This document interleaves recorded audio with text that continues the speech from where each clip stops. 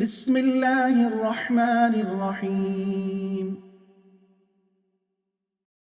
وقال الملأ من قوم فرعون أتذر موسى وقومه ليفسدوا في الأرض ويذرك وآلهتك قال سنقتل أبناءهم ونستحيي نساءهم وإنا فوقهم قاهرون. قال موسى لقومه استعينوا بالله واصبروا إن الأرض لله يورثها من يشاء من عباده والعاقبة للمتقين. قالوا أوذينا من قبل أن تأتينا ومن بعد ما جئتنا قال عسى ربكم أن يهلك عدوكم ويستخلفكم في الأرض فينظر كيف تعملون.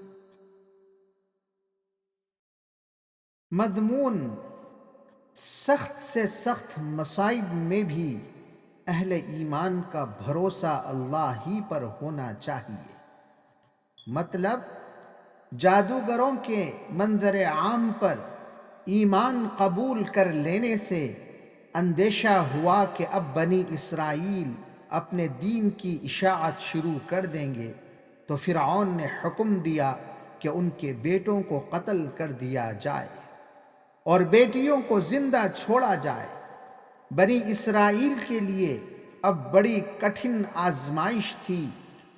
موسیٰ علیہ السلام نے ان کو تسلی دیتے ہوئے فرمایا، اللہ تعالی پر بھروسہ رکھو، صبر سے کام لو، اسی سے مدد مانگو، یاد رکھو کہ سارا ملک اللہ ہی کا ہے، وہ جس کو چاہتا ہے حکومت دیتا ہے، یہی اس کا قانون ہے، اور آخری کامیابی اسی کو ہوتی ہے جو اس سے ڈرتے ہیں۔